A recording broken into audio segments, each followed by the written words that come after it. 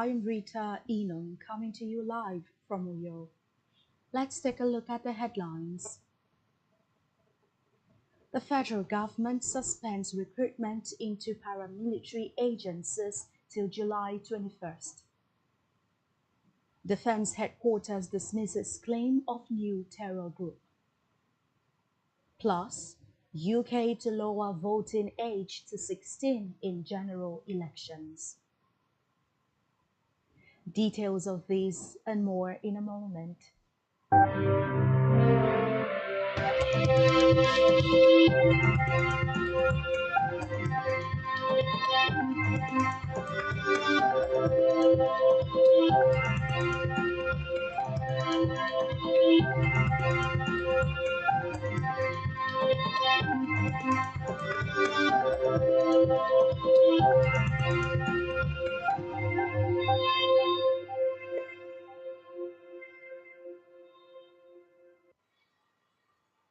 Welcome back to Spectrum News at 4, and many thanks for staying with us.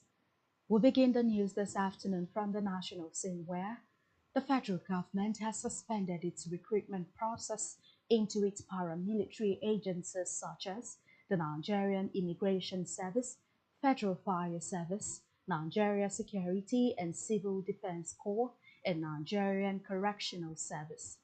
In a statement by the Secretary to the Civil Defense Correctional Fire and Immigration Services, Major General A.M. Jibril, retired, the application portal will be reopened on Monday, July 21st, 2025. The board secretary explained that the suspension would help ensure the system can effectively handle the high volume of applications and allow for a smooth, transparent, and fair recruitment process. Meanwhile, the Minister of Marine and Blue Economy, Adegboyega Oyetola, has promised to end Nigeria's dependence on imported fish by boosting local production.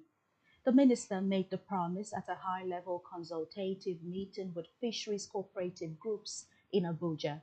He outlined his ministry's bold vision of transforming the nation's aquaculture sector into a powerhouse of food security, employment, and export competitiveness. The minister assured fellow Nigerians that the federal government remained committed to supporting the fisheries and the aquaculture sectors through policy, technical support, and financial inclusion. On security, the Defense Headquarters DHQ has dismissed the claim by Turkish ambassador designate to Nigeria, Mehmet Poroy, of the presence of a new terrorist group that migrated from Turkey. It said Nigeria is an independent nation capable of making its own decisions, particularly on security and counter-terrorism matters, and not bound by foreign claims.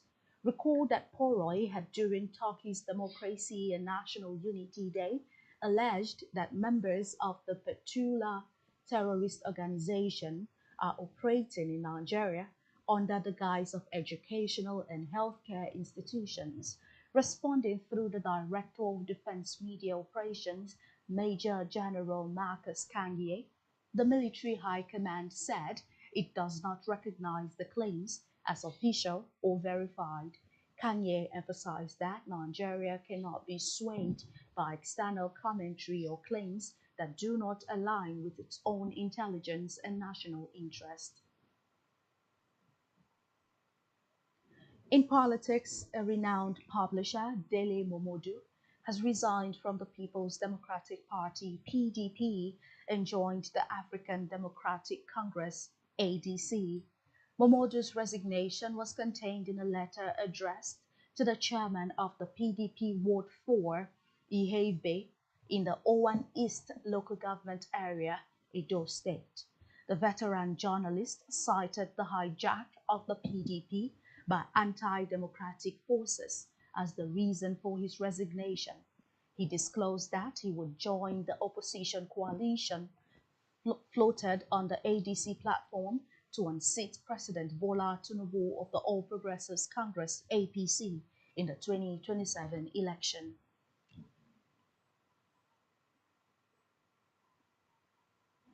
In education, no fewer than 9,469 admissions across 20 tertiary institutions nationwide have been flagged as fake by the Joint Admissions and Matriculation Board for the 2024 academic session. According to the board, the admissions were conducted outside the popular Central Admission Processing System, popularly known as CAPS. According to the list obtained from JAM, Kano State University of Science and Technology led the pack with 2,215 fake admissions, with Ladoke Akintola University of Technology following with 1,215. Others are Gombe State University 1,164, Emmanuel Alayande University of Education 761, Federal University of Technology Owerri 534, Ambrose Ali University 514, Igbenedion University 365, Akwa Ibom State Polytechnic 340, and the College of Nursing National Orthopedic Hospital Igbobi 281. Back here, Akwa Ibom State Governor Pastor Umar Eno has inaugurated the 10.4-kilometer Idoro-Ukbom Road project in fulfillment of his campaign promises to complete all projects inherited from the immediate past administration of Udom Emmanuel, and his resolve to ensure that quality infrastructures are put in place to open up rural communities and boost economic and agricultural activities in the state. Governor Eno, who spoke at the inauguration of the project, said though the project was very challenging, he was happy that it had been successfully completed. The governor, who commended the contractor and the state commissioner for works for a job well done, reiterated his promise to the people to connect the rural communities to the urban centers, just like he will keep connecting the center of Akwa Ibom to the center in Abuja. While commending President Bola Tinubu on his economic reforms in the state, Governor Eno said the project would not have been possible without the support of the President, who has released funding to the state to enable government to deliver the dividends of democracy to the people. The governor maintained that, having completed the political movement, his administration will continue to ensure that Akwa Ibom stands to benefit from the movement. He also used the occasion to announce plans of building youth-friendly centers across local government areas in the state. The construction of this road is a fulfillment of the promises we made to you during our campaign, that we will do all we can to complete all ongoing projects by the last administration. But I'm sure you are happy today that this road is done. We want to continue to promise our people that we will keep connecting our rural communities to the center, just like we keep connecting the center of Akwa Ibom to the center in Abuja. We want to thank you for your understanding. This would not have been possible without the support of the President, Commander-in-Chief of the Armed Forces of Nigeria, President Bola Ahmed Tinubu, who has released funding to the state so that we can go on to complete our project. We will, in the next few weeks, flag up youth-friendly centers in all of our local government. And working with the chairman of ALGO, each local government chairman will give us a space within their local government so that we can build youth-friendly centers for our young people. They will now be able to go there and carry out the activities to be like a youth town square, where they will have innovation center, they will have digital center. Correspondent Jane Uwa Reports that India remarks We want to specially stakeholders welcome from you. Uyo and Abak local government areas took turns to commend Governor Eno for his compassionate disposition. They assured the state leader of their unalloyed loyalty and support to his government.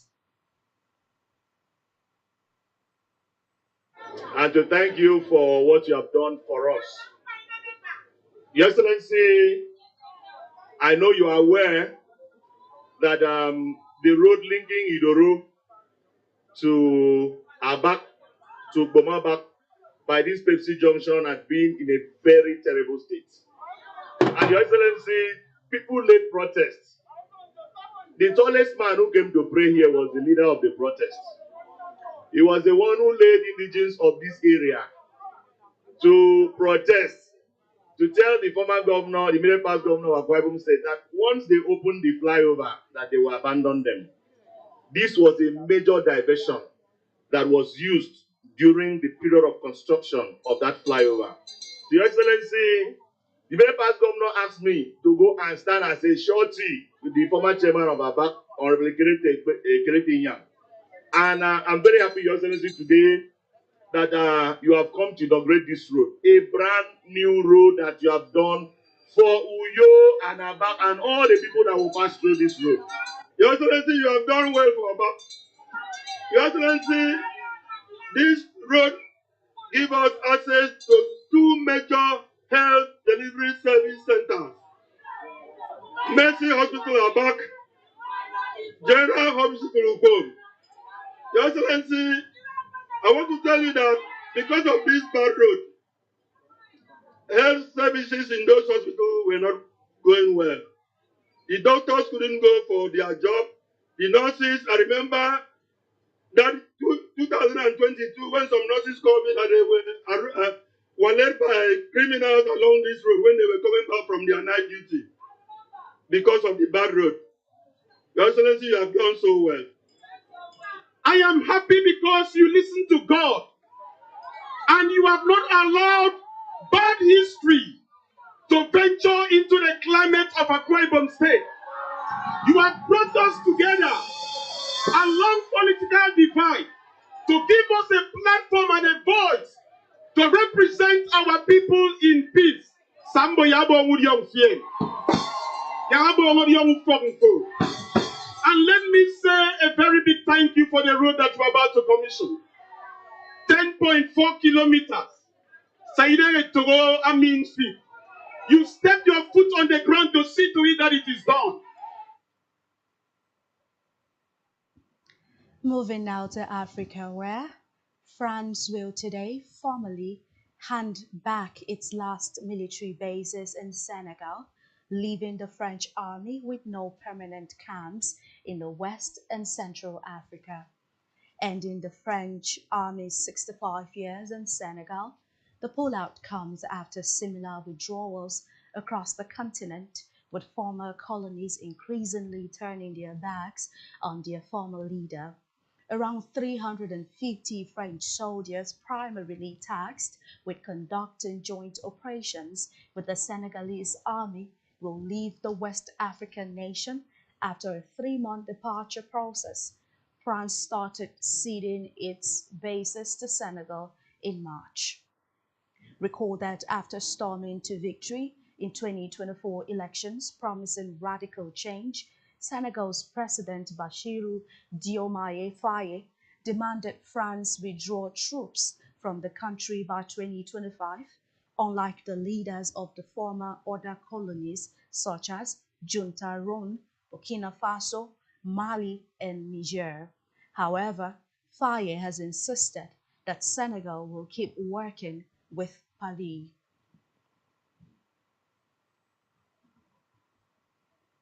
On the foreign scene, the British government said it plans to allow 16 and 17-year-olds to vote in general elections, a landmark change given the UK one of the lowest voting ages worldwide. It follows a pledge from the ruling Labour Party to make the shift ahead of winning power last year and is among several planned changes to the democratic system, which some argue is in crisis due to low turnout among other issues. Reports say the voting age is likely to prove contentious, with critics previously arguing it is self-serving as newly enfranchised teenagers are seen as more likely to support the center-left Labour Party. And still on the foreign scene, Russia gave Ukraine the bodies of 1,000 soldiers as part of an agreement reached at peace talks last month. Two rounds of negotiations in Istanbul between Moscow and Kyiv have failed to result in any progress towards a ceasefire, instead yielding large-scale prisoner exchanges and deals to return the bodies of killed soldiers.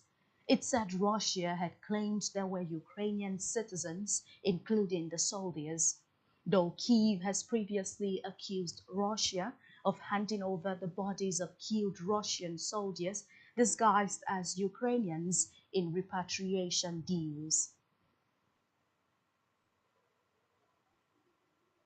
And still to come in the news, Arsenal signed Liverpool Smith in women's world record deal. Stay tuned for details in a moment.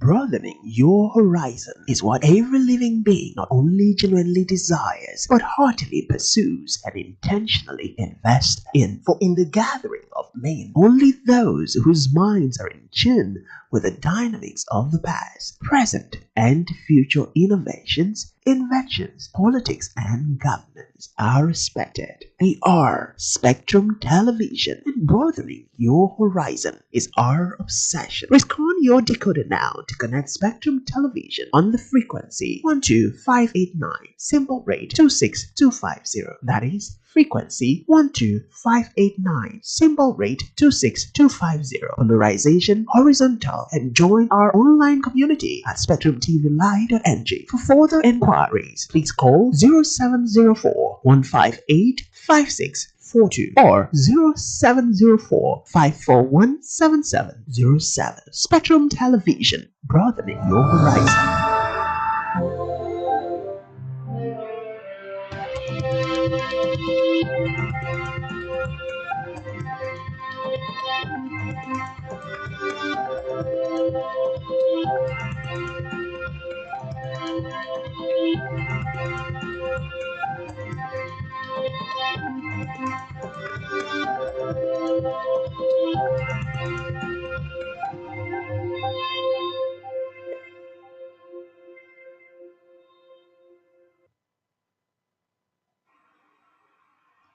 Welcome back to the news on Spectrum TV, and many thanks for staying tuned.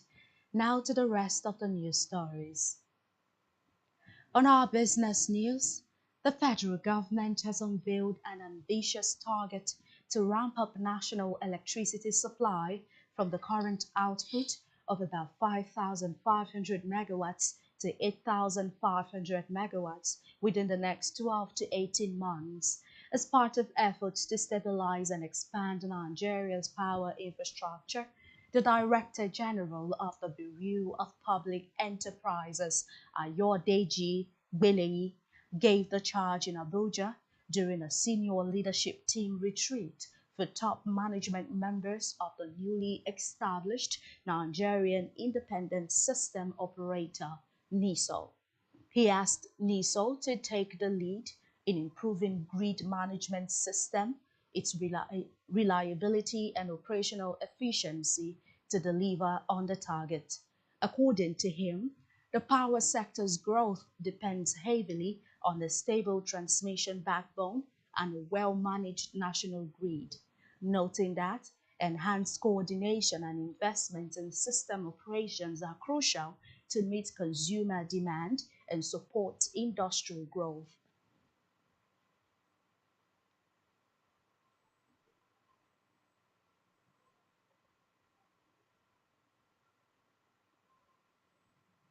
And still in business, data from Consumer Price Index (CPI) report by the National Bureau of Statistics (NBS) has revealed that Nigeria's inflation rate eased to 22.2% in June 2025, down from 22.9% recorded in May.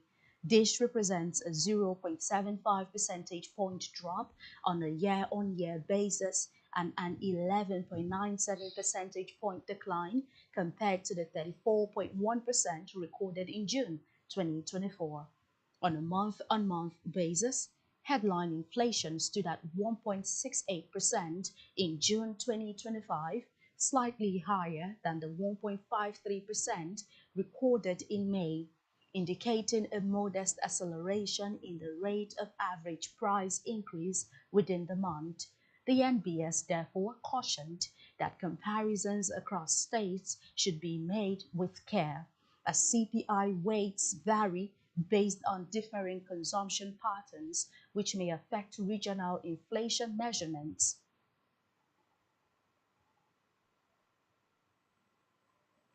In health, the Lagos state government have begun implementing the federal government's sector-wide approach initiative to improve healthcare delivery and resource management in the state. The SWAP initiative focused on a sector-wide approach, the HOPE agenda, performance-based planning, and web-based operational tools for smarter health investment.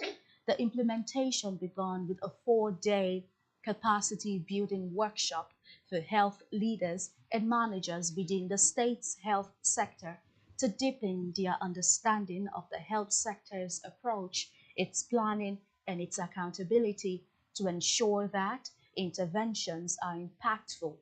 The Lagos State Ministry of Health, in partnership with the Federal Ministry of Health and Social Welfare and the SWAP Coordination Office, flagged the workshop in Ikeja to further strengthen the health system, streamline healthcare services, enhance data collection, and ensure accountability in the use of funds.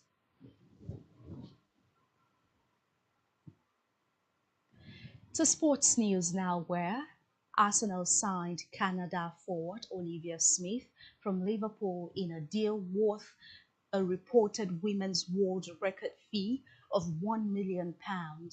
Smith had joined the Champions League holders on a lucrative 4-year contract. The 20-year-old's transfer surpassed the previous women's record set when Chelsea signed Naomi Gilima from San Diego Wave for £900,000 in January. Recall that Smith moved to Liverpool from Portugal's Sporting for just £200,000 in 2024, scoring 7 goals in 20 Women's Super League games.